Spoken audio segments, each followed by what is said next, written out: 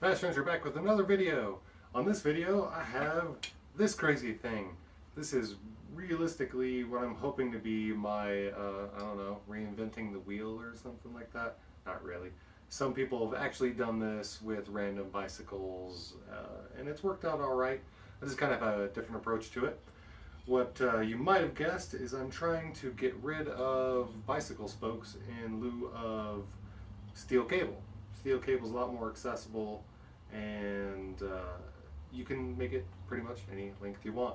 The complication comes with, there's no standard with doing this, and to try to get tension under all 36 of these spokes and cables and doing it in a useful pattern that works all the way around the wheel, that's the challenge. Theoretically, I think unless you're doing some mountain biking or performance biking of some sort, you really don't need that advanced of a bicycle. People really just, I don't know, overcomplicate things, I would say. And I think this is going to be good enough because if you can't tell, this is just a standard cruiser bike. It's meant to go on beaches and such, so I'm just going to go down the road on it. This is a 1,000-watt electric hub, typical Chinese motor. Got it off of eBay along with the whole kit for about 150 bucks. You might have seen my unboxing video. So it's going on this contraption. And so far what I've done is I've invented this. All this is you take one end of your spoke here, which is just a bicycle cable end, and stuff it in the little notch there. You wedge it right against the flange, pull tight, and push down on the little anchor, I forget what these are called, and it more or less gives you a very standardized measurement. Even this loop is pretty minimalized. So currently, as far as I'm going with this, is that I'm just trying to get equal length spokes out of this, and at that point that I can actually put them in the wheel and then I can start to tension them down. That's the theory. I've already run into countless issues. Might have seen some pictures I have Instagram and Twitter that I used to have the wheel on there. It's over there now. Had to do a whole bunch of different things. Had to even, not really invent, but I made my own eye screws because trying to buy 36 eye screws is surprisingly expensive. But 36 thumb screws that I put a hole through the center, that is a lot cheaper. We're talking like 10 bucks for this versus like 50 bucks for eye screws. And not to mention, I can't find eye screws locally that were small enough to do what I'm doing anyways. The ones that were small enough, I think I could buy only in a single pack for like, it was like $3 or $4 a piece. So that became insane. So the other goal here is to make something where if you wanted to restring a bicycle wheel, you could just go to Home Depot. You can go to any store. You don't have to wait for your very small bike shop to maybe have the right length gauge or right length spoke and with the right gauge, because that's what I ran into. With e-bikes, they don't have a typical gauge spoke. I believe they're 2.5 millimeter to 3 millimeter, where most bicycle spokes are 2 millimeter and below. So you start to get up into the range of motorcycle spokes, and even there, I called up a ton of motorcycle shops, and there's no standard. And going down the rabbit hole of spokes, they do get quite complicated with the type of bend that you need and with the threads. The threads are very unique on a bicycle spoke because no material is actually removed and you need a specific device to do that. And there's only a few major bicycle spoke manufacturers, and to actually have a bicycle spoke machine you require a building, basically. So it's kind of that big usually to make sense to do any kind of production of bicycle spokes. You could add threads to existing bent spokes that are a specific length. That's not too hard. But to actually get what I was looking for, which was specifically, I think I have it currently measured out to 194 millimeter 3 millimeter wide spokes, which is like 8 gauge or 10 gauge or something like that. And it just became impossible to get locally, and it also became really hard to get even through online sources, to get for measuring something if you wanted to change your spoke pattern or whatever the case is. It just becomes a giant hassle. So, kind of tangenting, but the goal is that I have this whole thing to invent more or less cost me $100, and spokes on average could cost you anywhere between $20 and $100 depending on what you're going for. And this is fairly thin metal. I've already tested it on my other video, which was easily handle 200 some odd pounds of me jumping up and down on it, and that was no problem. So I'm not worried about these breaking. I could probably go even thinner, more lightweight, etc. So this whole thing seems pretty lightweight. I'm going to get it in that wheel, and the first goal is to get these tensioned down. So I'll just show you how that's done in a quick little time lapse. Alright, hopefully this shows up on camera. You have 2 different ends to this. That's the goal that I have moving forward.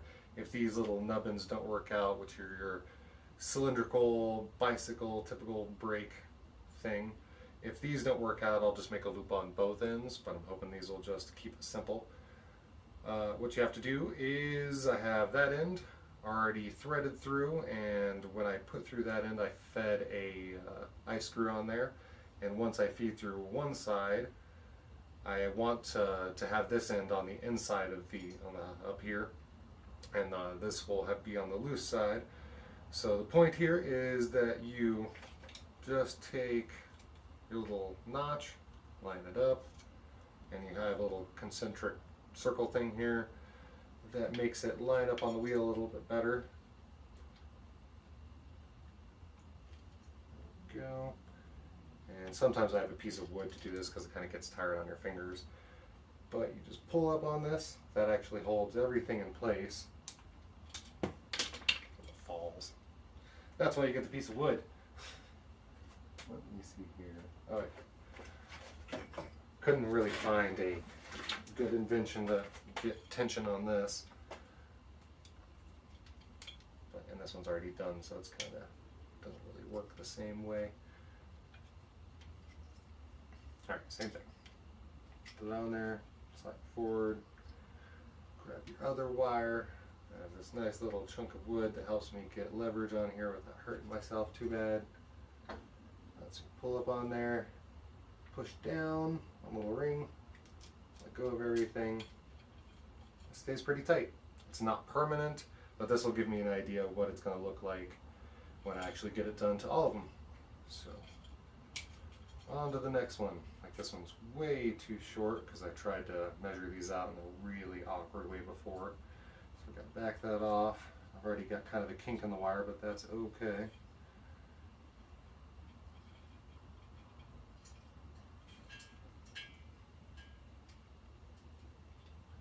Actually, this whole thing is backwards because I have this on the outside instead of the inside.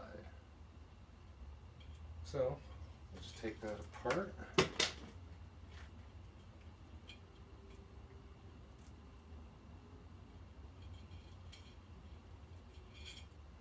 Alright. Feed it through that end.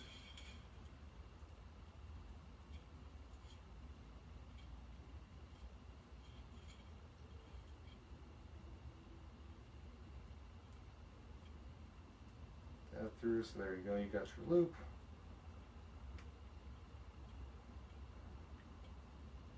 I'll just push everything down to get it out of the way.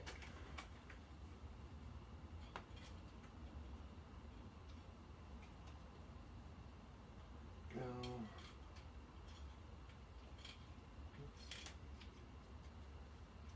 Start to pull that a little taut. And then that's there. Grab your piece of wood.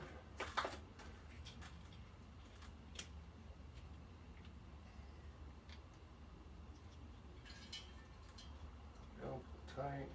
Slide that down.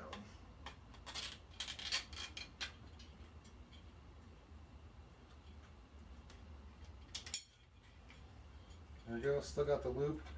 Little kinks made it out of whack, but I imagine once I get it under tension, it won't be a big of an issue. Alright. The other thing you'll notice is that on this, I tried to do a weird pattern. It's basically a 3-cross pattern, or a 2-cross pattern within itself. I might still do that, but these rings were much bigger at the time. Let's see here. How is this one set up? This one is set up correctly. So go. Loop.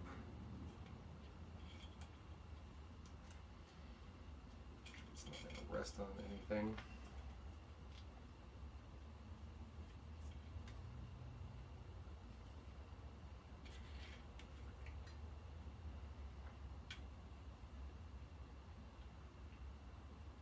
Go.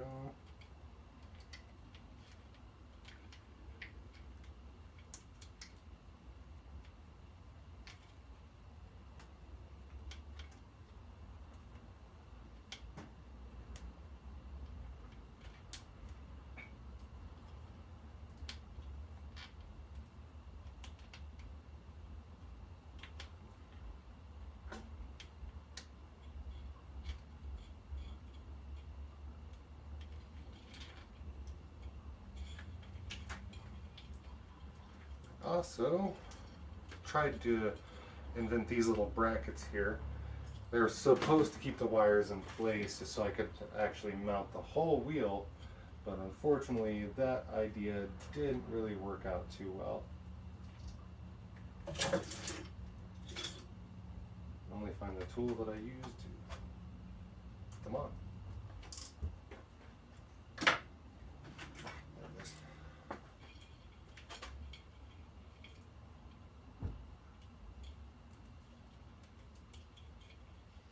And all that is a little screw that just locks everything into place. A little C-clamp.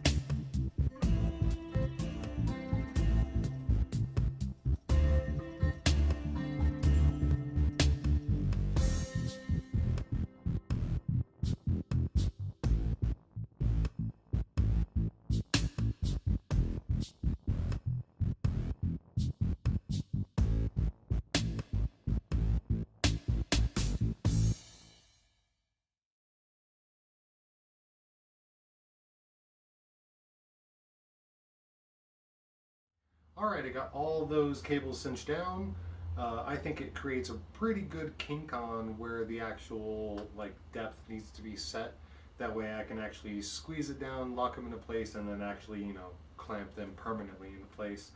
Next step's going to be it's either getting them on the wheel or setting the actual correct depth.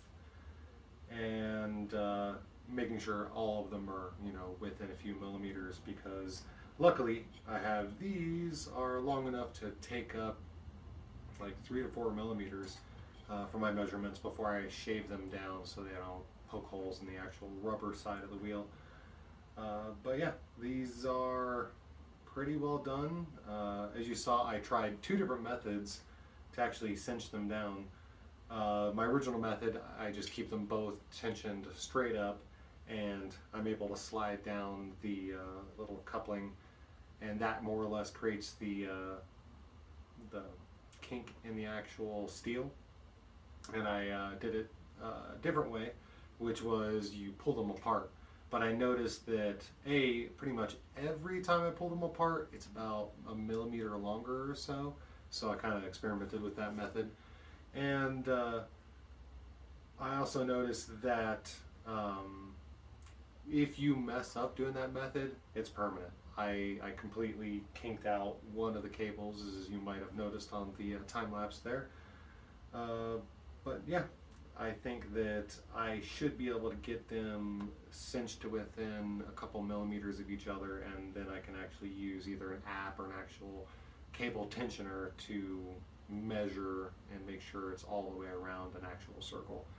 So all that on future videos. So until next time, this has been Vash Venture.